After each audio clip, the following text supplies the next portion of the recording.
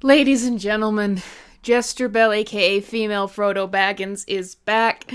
And I am so happy today because I finally have something to make me happy again. And something like, I can't believe it. I have forgotten the feeling of a fan, of just being a fan and just being able to be excited about something and just be hyped, and then have the thing that you're excited for not only come out and meet expectations but go above and beyond. I can't believe it. Okay. Here's what I want to talk about today. I want to talk about Marvel Rivals, and I've talked about it before, and I'm trying to inform people about this game.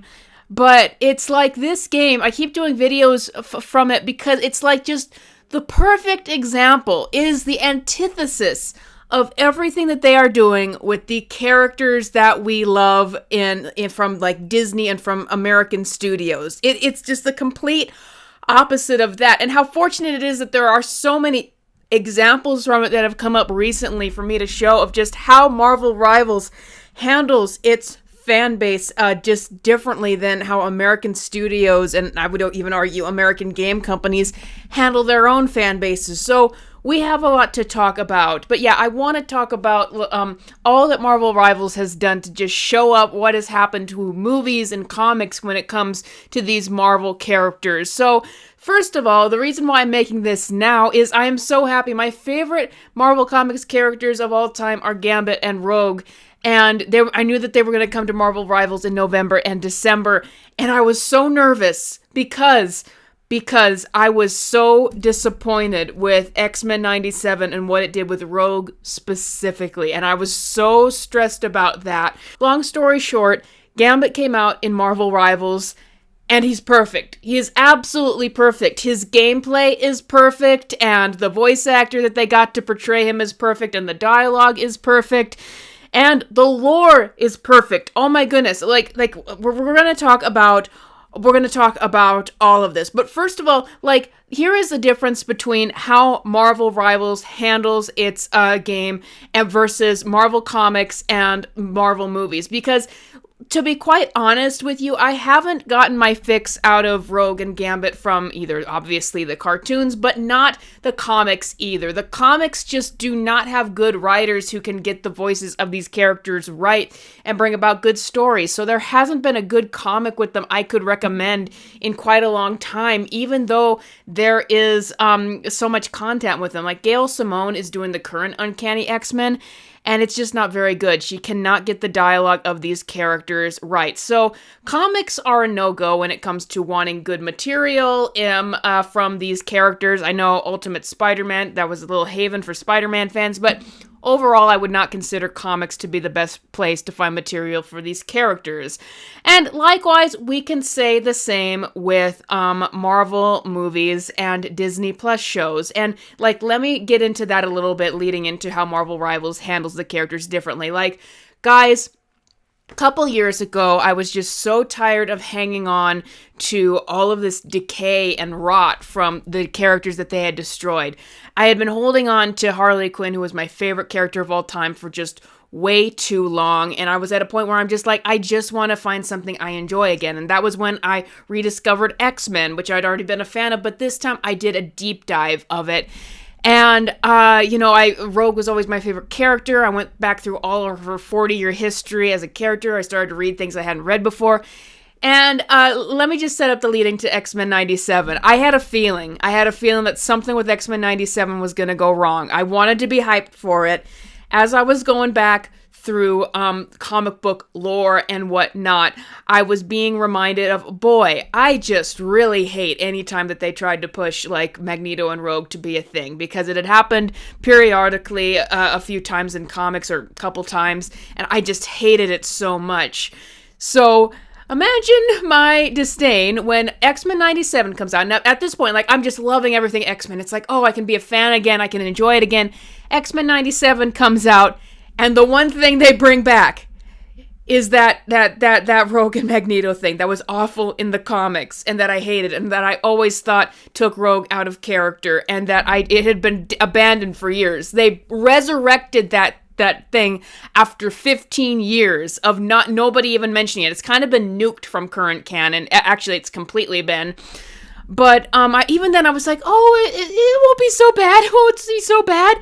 And then Beau DeMayo made it worse than it was in the comics. He made it worse. He made it so he retconned 5 seasons of X-Men the Animated Series, which was the definitive version of Rogue, and that didn't have that at all, to say that Rogue had a thing with Magneto at a time that she was supposed to be a teenager, and just retconned her entire history and context off of that.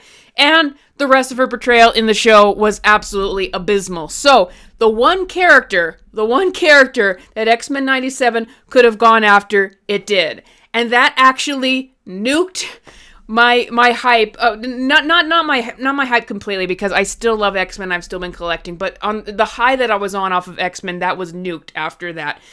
And guys, I was not always this way. I did not always have PTSD that they're going to ruin something, but after it happening just so many times with me with characters I love, like Harley Quinn and Marvel, the MCU, Star Wars, all of that stuff, I used to be a person who said, no, they're not going to do that, or they'll fix it in a couple of years because they're trying to please an audience, right?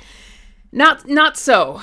And what I say, and whether you agree with me or disagree with me on this point, this is just what I say. This is the problem, though, with, like, American media today. And we're going to talk about how Marvel Rivals differs from this, is when it comes to American media, there's no one saying no behind the scenes. There's no one saying no to these ideas about, like, what is going to happen to these characters, people making decisions for their own ego and what they want it to be and how they want it to change, regardless of how the audience is going to feel about it. Like, that's the whole thing with American media. They make decisions. Like, there's been this idea for the past, like, 10 or 15 years now that just hold the audience in disdain. Like, it is you, the creator, or you, the producer, where what you want to do matters. And the audience who doesn't like that is evil. They are your enemy. Like, that has been the same mindset of everyone in American media. The audience is your enemy. And, like, that was hurtful because people said about X-Men 97, oh, it's so close. It's not like that. It's so close to the comics.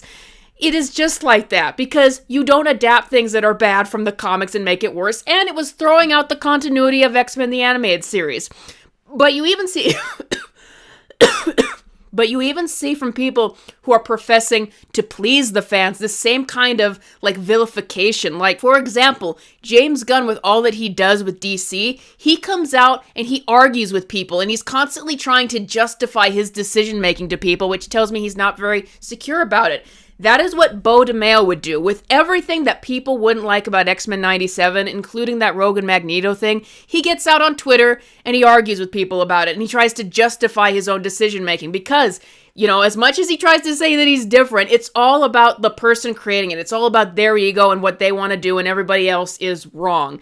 Like, that is the same mindset going into it. Like, there's a reason why Rogue was free from that storyline in media apart from comics, and in the comics, actually, for so many years. Apart from comics, like, you had people behind the scenes, like, saying no. There's a reason why it didn't used to be so frequent that we would get characters we love destroyed, because it didn't used to be that you vilify the audience, and if the audience wants something, the majority of them, then that's bad. It's bad to cater to an audience. It didn't used to be from that mindset, but that is what American media is like now.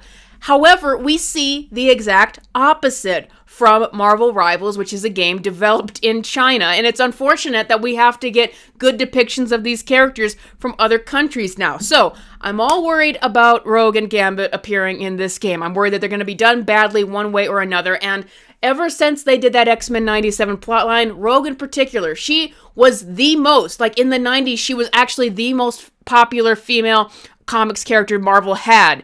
Like, she has gotten so much hate and so much misinformation about this character after Beau DeMayo did that plotline. So I'm all worried that was what I was worried about from X-Men 97 doing that plotline with her, is I'm like, I've seen it happen. Once something is done one place, there's synergy, and it pops up in another place, and then another place, and then another place. So I was all worried that they're going to take elements from that show and put it elsewhere in her characterization. So that's why I was just so worried about Marvel Rivals. And yes, I've been paranoid about this, but it's just because in the past so many times I've said that's not going to happen. When Harley Quinn was becoming Deadpool, I said that's not going to spread everywhere. It did. That's why I was nervous.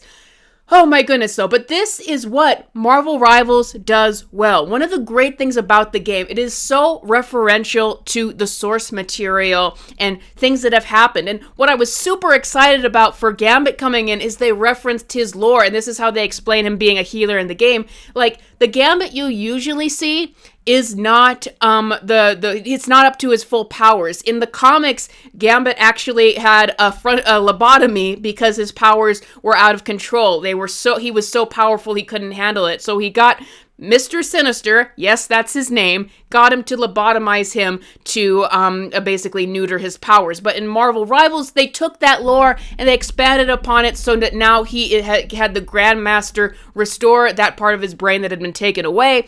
And now he's up to full ability because he can tap into kinetic energy and it doesn't have to always be to blow something up. And so I was so excited, like with it, they know the lore of the comics and they were able to take something from that character's history that probably most people don't even know about and able to build their own version in the games. And I was so excited about that. But the great thing about Marvel Rivals and how it constructs its lore is, while it's very referential to things that have happened in the comics, it knows you don't have to adapt the things from comics that were bad. For example, as we all know, there's one more day in the comics where Spider-Man made a deal with the devil to give up his marriage and unborn child to save his already dead 90-year-old aunt. But in the games, they have changed it, and we saw it with the dialogue between Matt Murdock and Spider-Man, that Spider-Man in this universe actually made a deal with Mephisto to save his marriage and daughter. That completely changes the context of One More Day and actually fixes it. So Marvel Rivals understands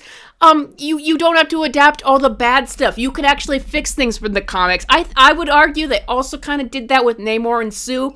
They're constantly referencing that relationship, but this time around they made it so it's unrequited from Sue's and she is annoyed with Namor. It's a joke, unlike in the comics where they made it so that Sue still kind of has a wandering eye for Namor, which I've always hated. So they changed things from the comics that were bad. And on that note, it looks like we're not getting any Rogue and Magneto romantic history whatsoever in the Marvel Rivals lore, because what we do know about their lore is that Magneto banned her from Krakoa because her powers weren't working after he gave Gambit and Rogue their blessing to get married. So it does not sound like there is any romantic history at all between them, and I've even gotten like a source to confirm that.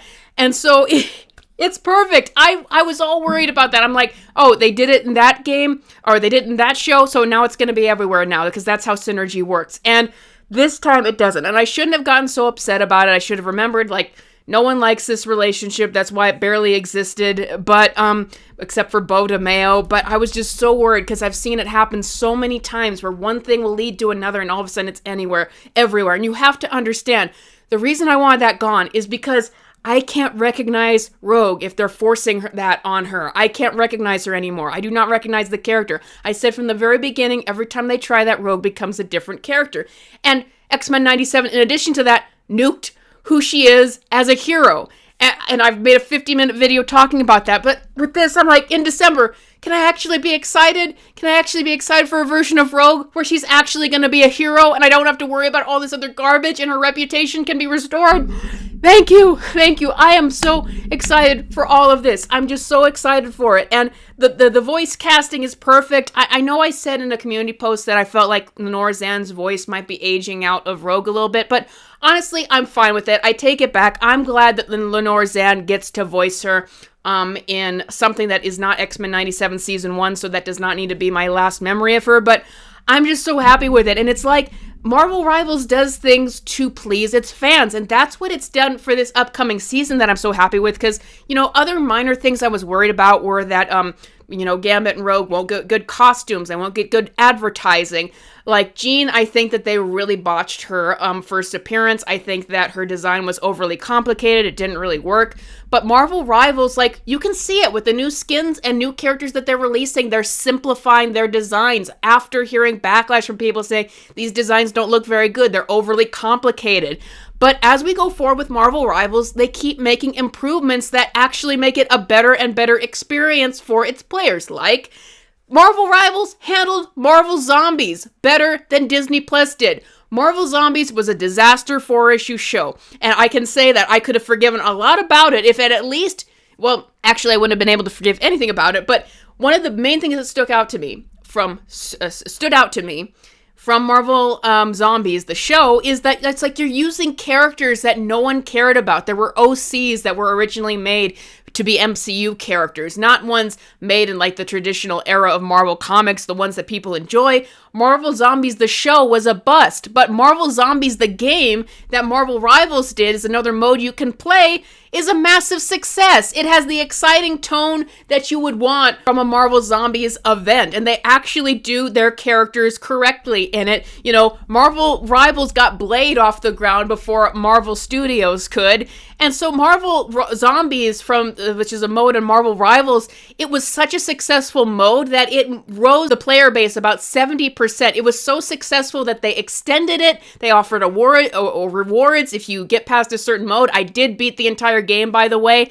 And now they say, oh, that's really successful. We're going to create more PvE modes for people to play next year. Oh, that's an idea. You have something that's successful, so you're going to give people more of it?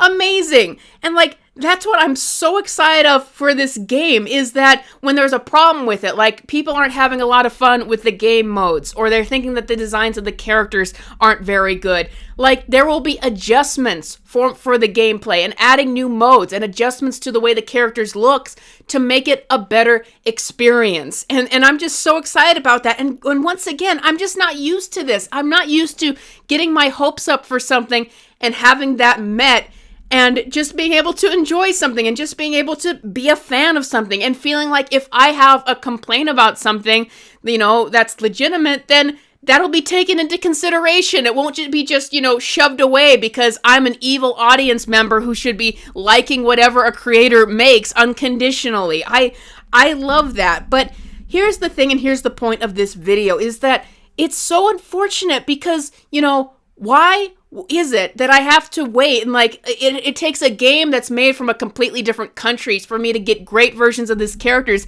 and actually feel respected as an audience member and a customer? Because that's why Marvel Rivals succeeds with its player base, is they are actually trying to be successful, and to be successful you have to cater to that audience, and you have to listen, you have to keep improving for that audience.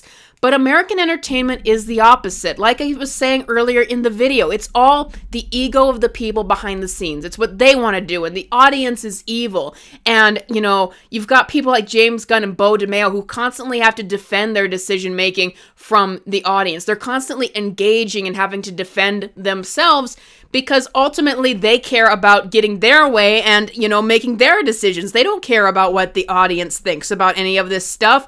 And, like, that's just the difference, because I was just so much enjoying X-Men comics a couple years ago and enjoying them really now, like for Marvel Rivals, and we got so much X-Men lore that was added to it. We got Cyclops cameo because everyone's been asking for Cyclops in the game, and so of course they gave him a cameo. We've got accessories for him and Kitty Pryde. So Marvel Rivals is just immersing me in all of the X-Men stuff and all of the X-Men lore. I love Kitty and Ileana's friendship. I love seeing that now referenced in the game, and I can't wait to see more of it. Like, Marvel Rivals allows me to immerse myself in the lore that I love for these characters more than any other thing. But that's the unfortunate thing, because the one hiccup in my X-Men fandom has been whenever the Americans make something from it, with X-Men 97 and what they did with Rogue. Whatever you think of the rest of the show, I just vehemently disagree with what they did with her there.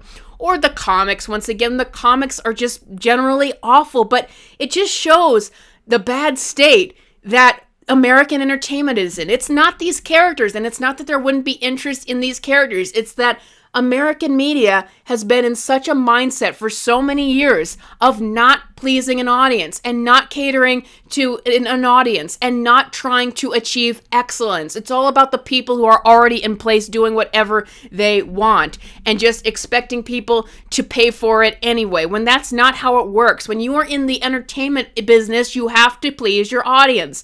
But like, look at the result when you do please your audience. I am more hyped about this game than ever before. I am loving Gambit's gameplay. I can't wait for Rogue to appear in this game, and I can't wait for Cyclops and Kitty Pryde and all these other characters to appear in the game, and the new modes that they're going to be releasing next year. And, you know, it makes me feel like a fan again, and it makes me feel optimistic again, and it makes me feel inspired to do my own work and my own creative work. I feel more inspired now than I have in such a long time, and that's the power of actually creating something good for your audience. But it's unfortunate because there's just so much rot in American entertainment of vilifying the audience, and where it's just the people behind the scenes first, and they actively have disdain for actually trying to appeal to the audience and getting to that point where they're achieving excellence and inspiring other people. It's so unfortunate, but right now, I guess I just have to stick with Marvel Rivals being a Chinese-made game and just noting, like,